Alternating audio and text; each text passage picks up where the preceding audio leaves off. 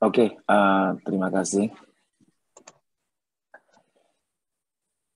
Hari ini saya akan membawakan firman Tuhan yang minggu ini sudah kita dengar, yaitu tentang talenta. Ya, cuman saya akan ajak teman-teman untuk lihat dari konteksnya. Ya, sebenarnya apa sih konteksnya? Apa sih yang dituju ya oleh perumpamaan ini sebenarnya?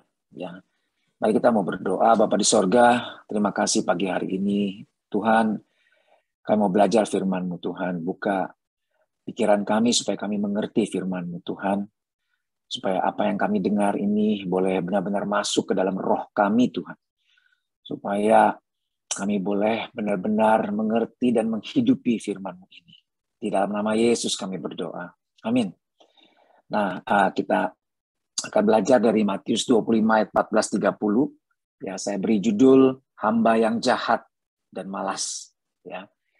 Nah, di dalam ayat yang ke-14, Matius 25 ayat 14, slide berikutnya, di situ kita bisa melihat bahwa, coba kita baca ya, di situ dikatakan, sebab hal kerajaan sorga sama seperti seorang yang mau bepergian ke luar negeri. Ya, ini bicara mengenai Tuhan, hal kerajaan sorga, ya, Tuhan, seorang Tuhan yaitu Tuhan sendiri, yang memanggil hamba-hambanya. Jadi konteks di sini adalah 3 orang yang diberikan talenta itu adalah hamba Tuhan. Ya, kita tahu di dunia ini nggak semuanya hamba Tuhan. Nah, banyak, terutama orang yang mengikuti Yesus itu disebut hamba Tuhan. Yang bukan pengikut Yesus, ya hamba dirinya sendiri, bahkan hamba setan. Ya, nah, jadi konteksnya adalah orang-orang Kristen di sini. Lalu dikatakan, dan ia mempercayakan hartanya kepada mereka.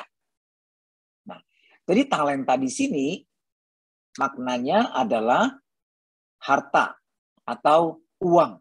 Ya, konteksnya walaupun memang dalam arti harafiah talenta itu berarti talanton, artinya suatu timbangan ya, berat, ukuran berat sekitar 30-35 kilo. Tetapi di sini konteksnya adalah mata uang yang terbesar di zaman itu, yaitu talenta. Ya, kita bisa lihat di dalam ayat-ayat di dalam Matius ayat 14 ya, dikaitkan dengan harta, dan di ayat 27 itu dikaitkan dengan uang, ya, disamakan dengan uang. Oke. Nah, talenta di sini memiliki tanggung jawab terhadap talenta ini itu berdampak dalam kekekalan bagi orang-orang Kristen, bagi hamba-hamba Tuhan. Yaitu yang setia akan mengalami hidup yang kekal, yang tidak setia akan binasa. Ya. Nah, jadi begitu konteksnya ya. Kita lihat sekarang selanjutnya, talenta itu adalah seperti yang tadi saya katakan, mata uang yang sangat besar nilainya pada zaman itu. Next slide, Bapak Ibu bisa lihat ya. Saya ambil satu slide di ini di internet ya. Satu talenta itu kayak uang koin segunung tuh ya. Itu adalah sebanyak 60 mina atau 6.000 dinar. Nah, itu setara dengan 20 tahun gaji UMR. Satu talenta saja. Ya, jadi satu talenta itu sangat berharga, walaupun hanya satu talenta. Jadi bukan cuma dengan berapa ya puluh juta, bukan. Tetapi kalau saya hitung 5 juta aja UMR ya, misalnya kali 12 deh, ya nggak usah kali 13. Ya, nggak usah kali 13 kan THR ya, misalnya 12 biar gampang, 60 juta kali 20 tahun. Ya, 60 juta kali 20 tahun udah sama dengan 1,2 M. Ya. Cash, dalam bentuk cash dipercayakan. 1,2 M. Ya, kalau pakai UMR-nya Amerika lebih gede lagi. Ya, itu bisa sampai berapa juta dolar gitu ya, puluhan miliar. Ya. Nah, jadi satu talenta itu sangat berharga. Dan ini bicara bukan mengenai keahlian kita, bukan keahlian semua manusia. Ingat, karena talenta ini dikaitkan penggunaannya atau tanggung jawabnya, pemakaiannya itu berhubungan dengan keselamatan. Jadi ini bukan bicara soal, oh saya memang ahli dagang, ya.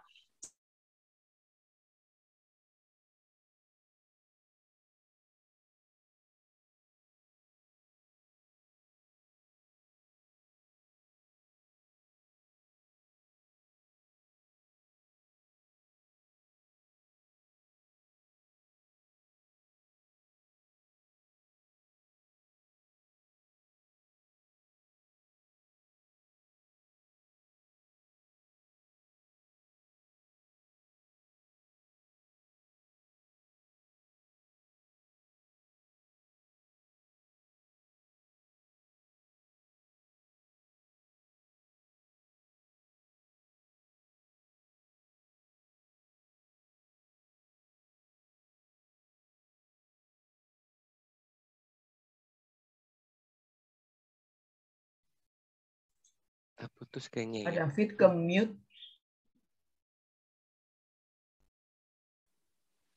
Oh iya, sorry. Tadi sempat hilang ya ininya. Oke, jadi kembali, talenta itu sekali lagi bukan keahlian yang dimiliki semua manusia. Memang semua manusia lahir dengan bakat tertentu, ya. Jadi ini bukan bakat, tetapi ini adalah karunia Tuhan. Nanti kita akan lihat. Nah, jadi kenapa logikanya ini berkaitan dengan keselamatan manusia, keselamatan anak-anak Tuhan. Oke, jadi kalau kita misalnya punya bakat menyanyi, belum tentu itu karunia dari Tuhan. Ya, tetapi sejak kita kenal Tuhan Yesus, kita diberikan, dititipkan lebih tepatnya karunia dari Tuhan. Nah, jadi kita lihat kalau orang yang pintar menyanyi lalu jadi artis terkenal, ya kaya, ya nggak pasti selamat dia, bukan berarti dia setia mengembangkan talentanya. Jadi pakai talenta untuk kepentingan dia, tapi di sini talenta ini adalah karunia Tuhan untuk dipakai untuk tujuan yang Tuhan mau gitu loh, ya. Jadi bukan untuk tujuan kita pribadi, ya. Nah, mungkin keahlian nyanyi, mungkin bakat talenta yang Tuhan berikan di dalam hidup kita, ya Tuhan sudah berikan, ya kan. Tetapi hanya bisa kita bisa berguna dan bisa bermanfaat ya dalam kekekalan kalau kita ada dalam Tuhan. Oke, di dalam TSK cross reference ya, talenta ini dikaitkan dengan karunia Allah di dalam Roma 12 ayat 6 sampai 8. Coba lihat next slide ya. Roma 12 ayat 6 sampai 8. Next slide, maksudnya slide yang berikut. Nah ini, Roma 12 ayat 6 sampai 8. Demikianlah kita mempunyai karunia yang berlainan menurut kasih karunia yang dianugerahkan kepada kita. Nah ini talenta. Ini jelas-jelas kalau kita lihat di dalam Eastword itu ayat mengenai talenta ini dikaitkan langsung dengan ini. Ya. Nah, apa talenta yang Tuhan berikan kepada semua orang percaya?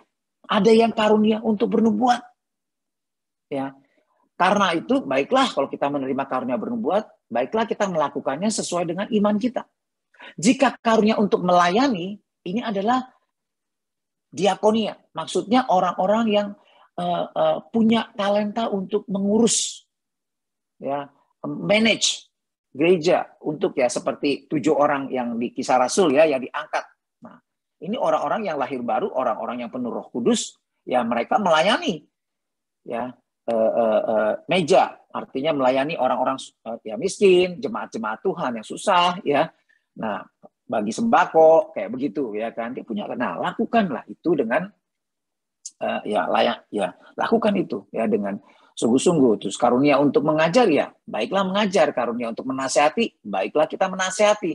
Siapa yang membagi-bagikan sesuatu, ya hendaklah yang melakukannya dengan hati yang ikhlas. Jadi waktu kita melakukan semua karunia kita lakukan dengan hati yang sukarela, bukan terpaksa, bukan karena punya motivasi yang lain mau ambil untung, bukan. Tapi sungguh-sungguh kita mau melayani. Ya, kita mau setia dengan talenta yang Tuhan percayakan ya untuk kemuliaan Tuhan. Nah, siapa yang memberi pimpinan, hendaklah ia melakukannya dengan rajin. Seorang pemimpin harus menjadi teladan dalam kerajinan ya. Jadi harus memimpin dengan rajin. Ya, memberi contoh ya dengan rajin. Nah, siapa yang menunjukkan kemurahan? Nah, di sini kata kemurahan di sini adalah belas kasihan sebenarnya maksudnya. Nah, waktu dia berbelas kasihan, punya karunia belas kasihan, ya, menolong orang, ya, menemani orang, konseling, menguatkan orang, hendaklah ia melakukannya dengan sukacita. Nah, ini contoh karunia atau talenta yang Tuhan percayakan kepada orang-orang percaya dan yang nanti Tuhan akan tuntut pertanggungjawabannya. Ya. Nah, kembali sekarang bedanya antara kita lihat beda antara hamba yang dikasih 2 talenta dan 5 talenta dengan hamba yang jahat dan malas ini adalah pertama, hamba yang diberikan 2 talenta dan 5 talenta ini bukan soal besar atau kecil ya, karena 1 talenta pun itu sangat berharga. Ya, kalau kita benar-benar setia kembangkan. Nah, yang jadi masalah bukan kita harus mengembangkan 2 kali lipat atau 5 atau 2 kali lipat atau berlipat ganda, tetapi coba perhatikan di ayat yang ke-27, kita lihat ya. Jadi gini, kembali. Ada 2 perbedaan antara hamba yang jahat dan malas ini dengan hamba yang benar. Ya. Pertama, hamba yang malas dan jahat ini, dia disebut hamba yang jahat dan malas. Perhatikan, hamba yang jahat dan malas. Apa kata-katanya sehingga Tuhan katakan dia hamba yang jahat dan malas? Dia mengatakan Tuhan itu adalah Tuhan yang kejam, yang menuai di tempat yang dia tidak tabur. Coba kita pikir, kalau dia benar-benar percaya Tuhannya kejam, berani nggak dia malas? Berani nggak dia kuburkan? Kalau benar dia tahu itu kejam. Oh, nggak berani, nggak ada. Dia adalah hamba yang walaupun jahat dan malas, dia itu waras loh masih. Akal sehatnya masih jalan. Coba kita lihat, ya, negeri Korea Utara, Kim Il Jung itu kan, siapa namanya Kim Jong Un, siapa tuh namanya tuh, itu kan diktator tuh, kejam, iya kan? Nah, rakyatnya bagaimana? Berani sembarangan? Oh, nggak berani. Aja dijaga banget. Ya, karena teman-teman itu bisa jadi teman dekatnya itu adalah mata-mata pemerintah. Ya, seperti ada satu orang yang dirigen musik, itu benar-benar tuh ceritanya. Dia cuma mengatakan suatu pendapat yang berbeda dengan Kim Jong Un, dihukum mati, diberondong di depan teman-temannya. Jadi sangat kejam. Jadi orang-orang yang memiliki pemimpin yang kejam itu akan takut mengerjakan perintahnya bukan dengan sukarela, tapi dengan terpaksa. Takut. Nah, hamba yang jahat dan malas ini, dia mengatakan tuannya kejam, tetapi dia tidak melakukan. Dia berani tidak melakukan, bahkan dia kuburkan. Ya, jadi artinya apa sebenarnya? Dia tidak mengenal Tuhan. Dia pikir dia mengenal Tuannya. Ini adalah orang-orang Kristen yang merasa akrab dengan Tuhan. Oh, Tuhan baik. Nah, saya pernah cerita kan, ya ada artis di panggung, dia menerima hadiah karena prestasinya, lalu dia berterima kasih kepada siapa? Abang Gondrong. Terima kasih Abang Gondrong. Saya kaget, siapa Abang Gondrong itu ya? Ternyata Tuhan Yesus yang dimaksud. Ya. Apa benar itu? Orang yang akrab sama Tuhan berani memanggil Tuhan Yesus Abang Gondrong. Ya, emang siapa? Wah, kalau agama Islam panggil ya, Muhammad Abang Gondrong, wah, masuk penjara itu, pelecehan itu, penistaan, ya kan? Nggak ada hormat, ya, nggak takut. Ya. Firman Tuhan di dalam di dalam 1 Petrus 1 ayat 17 bilang begini, jika kamu memanggil dia itu Bapa, Tuhan itu Bapa, Bapa kamu kan, yang tanpa memandang muka menghakimi semua orang sesuai dengan perbuatannya, hendaklah kamu hidup dengan penuh ketakutan selama kamu menumpang di dunia. Artinya hidup kamu akan penuh dengan takut. Di situ phobos, gemetar dengan gentar. Ya. Kalau kamu benar mengenal dia sebagai Bapa kamu, maka kamu akan mengasihi dia dan kamu akan hormat dan takut seumur hidup kamu kepada dia. Kamu akan jaga kelakuan kamu akan jaga tutur kata kamu. Dan kamu akan lakukan itu dengan sukacita, karena kamu kenal Dia. Dia Allah yang penuh kasih, tetapi Dia juga hakim yang tanpa memandang muka akan menghakimi semua orang tanpa pandang bulu. Ya. Filipi 2 itu Petrus yang katakan. Paulus katakan di dalam Filipi 2 ayat 12-13. Ya, kamu senantiasa taat, karena itu kerjakanlah keselamatan kamu dengan takut. Jadi tuntaskan keselamatan yang sudah Tuhan berikan, ya, dengan takut dan gentar. Sekali lagi dengan phobos, dengan fobia. Ya, kalau sekarang kita dengar kata fobia itu ada ketakutan banget. Dengan takut dan gentar. Karena Tuhanlah yang mengerjakan di dalam kamu. Artinya Tuhan yang sudah memulai, Tuhan sudah memberikan keselamatan kepada kamu. Tuhan sudah memberikan kasih karunia kepada kamu. Karena itu kamu harus tuntaskan. Ya, kasih karunia Tuhan berikan itu sampai selesai. Dengan takut dan gentar. Itu maksudnya. Jadi kalau kita mengenal Tuhan kita akan mengasihi Dia dan kita akan hormat dan takut sama Dia. Dan kita akan mau melakukan perintah Dia. Dan perintah Tuhan bukan mau, ayo harus lipat ganda. Enggak. Coba kita lihat di dalam ayat yang ke-27. Coba ya, di dalam Matius. Tadi 25 ayat yang ke-27. Kita lihat. Ya. Begini Tuhan Yesus, Tuhannya bilang begini. Maka jawab ayat yang 26. Maka jawab tuannya itu, hai kamu hamba yang jahat dan malas. Jadi kamu sudah tahu bahwa aku menuai di tempat di mana aku tidak menabur dan memungut dari tempat di mana aku tidak menanam. Kamu tahu kan aku kejam. Kamu tahu kan aku berani sembarangan. Mestinya kan kamu takut. Logikanya kan begitu. Loh kamu kok nggak takut sih? Loh kamu kok berani nantang sama saya? Ya, itu keluar dari pikiran yang negatif dan merasa Tuhan itu baik. Ya, jadi nggak ada takutnya sama Tuhan. Lalu timbul iri, yang lain dikasih 5 talenta, 2 talenta. Dia lihat ke orang-orang lain. Nah, ini yang terjadi dengan orang Kristen yang tidak memandang Tuhan, tapi melihat orang lain. Oh dia begini ya, dia begitu. Akhirnya apa? Ya, itu tadi kepahitan, kecewa. Ya. Dia sebenarnya tidak mengenal Tuhan. Dia pikir dia mengenal Tuhan, padahal dia tidak mengenal Tuhan. Ya. Ayat 27. Karena itu sudahlah seharusnya uangku. Nah lihat, uangku itu. Jadi talenta itu adalah uang di sini ya, sekali lagi harta.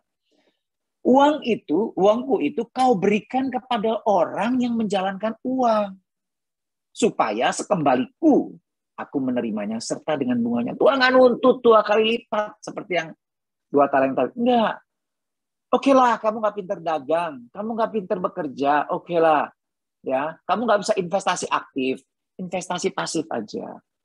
Taruh aja di bank. Deposito. Kamu nggak kerja apa-apa kan. Tapi kamu menghargai loh talenta yang aku berikan. Kalau kubur kan kebangetan. Nih, Tuhan, enak aja lu mau untung. Nggak kerja. Nih, gue kembaliin. Gue nggak nyolong. Itu kan kurang ajar namanya. Ya kan? Dipercayakan talenta. Ya kamu nggak pinter kerja. Ya udah, depositoin kek. Kamu kan nggak bekerja. Duitnya kan bekerja sendiri. Ya dapat bunga 8%, nggak apa-apa, I'm happy, kata Tuhan. Ya, lu tetap selamat. Ya, bunga 6%, nggak apa-apa. Itu maksudnya di sini kira-kira kalau pakai bahasa sekarang. Ya kan? Jadi aku menerima serta bunga-bunganya, lu selamat. Tetapi karena lu nggak kenal saya, lu pikir lu kenal saya, tapi kamu kurang ajar sama saya, kamu berani. Sebenarnya kamu tuh menantang saya. Ya udah, masuk. Ya, itu binasa. Ya. Intinya ini adalah orang Kristen yang belum lahir baru. Dia belum mengalami Tuhan. Ya, dia mengaku Kristen ya, tapi dia belum lahir baru. Nah, jadi yang penting di sini adalah setia. Setia itu artinya dapat dipercaya. Dia menghargai talenta. Sekarang kita lihat, kita setia nggak? Setia itu bukan berarti sampai mati. Iya betul, setia itu sampai mati. Tetapi artinya mengikut Tuhan terus. Tetapi kata setia sendiri itu juga berarti dapat dipercaya. Dia melakukan apa yang diamanatkan kepadanya. Contoh yang gampang deh. Alkitab boleh ada, boleh kita miliki di zaman sekarang, itu merupakan kasih karunia yang luar biasa. Orang zaman dulu mesti disalin, ya kan, itu adalah harga yang mahal. Mereka harus menghafal. Ya. Mereka catat. Mereka salin. Ya. Nah, sekarang kita bisa dapat Alkitab dengan murah. Pertanyaannya, kita pelajarinya. Ini firman Tuhan loh. Alkitab itu adalah firman Tuhan. Kita pelajarinya, kita hargainya. Gak usahlah kita sekolah Alkitab. Oke lah sekolah Alkitab kalau kita bisa menggali dengan dalam, ya kan? Oke lah kayak begitu kan. Tapi kita nggak perlu kayak itu mungkin berkembang dua kali lipat gitu kan. 2 talenta menjadi 4 talenta, 5 jadi 10 ya. Oke. Tapi nggak usah lah kayak gitu. Kita depositoin nggak? Artinya gini, kita baca nggak tiap hari Alkitab itu?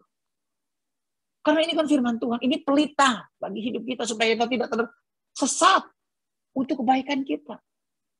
Supaya kita semakin mengenal Tuhan dengan benar. Kita baca nggak tiap hari? Kita renungkan nggak tiap hari? Nah, itu aja contoh. Ya. Nah, mestinya kita lakukan itu karena kita mengasihi Tuhan, karena kita tahu Tuhan baik dan hanya dekat Dia ada keselamatan, ada jalan keluar, ada pertolongan. Ya. Karena itu saya mau belajar firman-Nya. Bapak Ibu, 1 talenta itu sangat berharga. Ya. Tanggal 27 kemarin, ya, Oktober, saya ikut retret penatua seluruh Abalov. Ya. Nah, di situ dalam satu acara kita dibagi satu amplop yang indah. Setiap orang dapat amplop. Jadi ada 35 peserta lebih ya, para penatua. Saya bukan penatua, saya cuma ikut-ikutan aja di situ ya. Nah, di situ saya juga dapat amplop. Ya. Nah, di situ setiap kita mendapat pesan, lebih tepatnya nubuat, dari seorang anak umur 11 tahun. Namanya Justin. Dan dia adalah seorang yang berkebutuhan khusus. Dia seorang anak yang autis. Ngomong aja susah. Ya.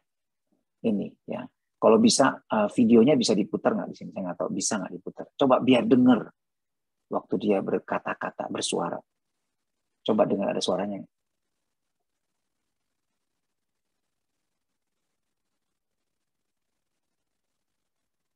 Gak ada suara ya.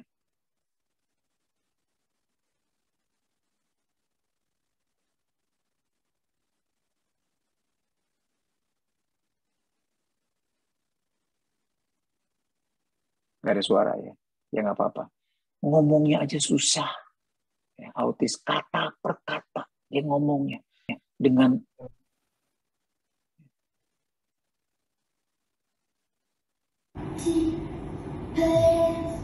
many of God's wonderful works have been done to your ministry.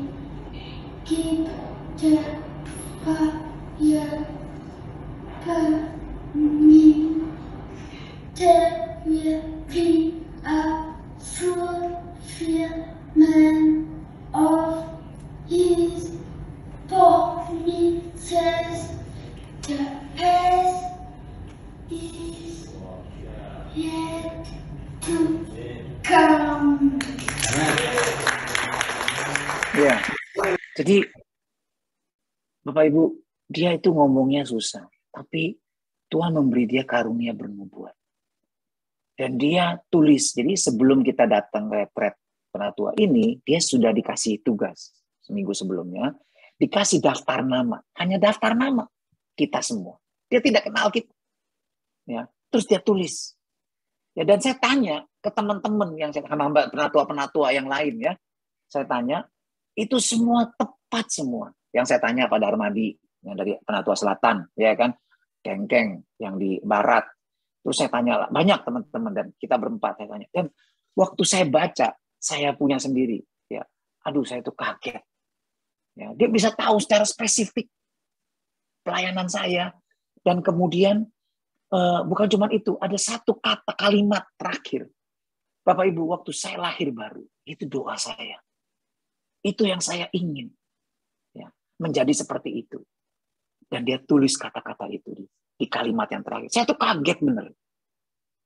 Ya. Jadi dia bisa begitu tepat, akurat. Ya. Dan ada satu lagi, satu penatua di barat, Ziliang namanya. Ya. Siapa namanya? Alfian. Ya. Dia bilang dia 3 kali dapat surat itu. Jadi karena dalam 3 occasion gitu ya, memang ya, diminta gitu untuk menulis. 3 kali kan dia dapat. Dan 3-tiganya berbeda, tetapi tepat terus. Ya, nubuat itu isinya tentang dia. Jadi saya benar-benar kagum dengan siapa? Karya Tuhan. Tuhan titipkan dia 1 talenta. Ya. Dan dia lakukan dengan baik. Dia menulis nubuatnya itu. Ya, dan begitu luar biasa. Bapak Ibu, ya ingat. 1 talenta itu sangat besar nilainya. 20 tahun gaji cash diberikan kepada kita. Ya, jadi kalau kita mau kerjakan, maka kalau jadi modal kerja itu dah kita bisa bikin toko, kita bisa bikin bisnis ya, lumayan ya. Kalau di Amerika itu berapa juta dolar ya. Nah, jadi intinya bahwa semua yang Tuhan berikan itu berharga. Ya. Tuhan begitu baik sama kita. Jangan lihat orang lain, pandang Tuhan. Ya, lakukan dengan setia. Lakukan sebisanya kita. Natural. Tuhan nggak menuntut kita harus 2 kali lipat, enggak. Ya, sebisanya. Baca Alkitab. Kita mungkin nggak punya talenta untuk mengajar. Nggak apa-apa. Tapi Alkitab sudah kita terima. Setiap kita punya Alkitab. Ayo kita baca tiap hari. Kita setia melakukannya. Dan saya percaya ada berkat yang besar dari Tuhan buat setiap kita. Ya, kita akan semakin mengenal pribadi Tuhan. Kita akan semakin mengasihi Dia. Nah, karena itu, Bapak Ibu, ya, kita mau belajar benar-benar dari pesan firman Tuhan itu. Kita lihat nasib hamba yang jahat dan malas ini. Jadi pertanyaannya gini. Jadi saya mau ngomong begini. Hamba yang jahat ini ada di ayat yang lain dikatakan hanya hamba yang jahat. Tapi di sini di dalam Matius dikatakan hamba yang jahat dan malas.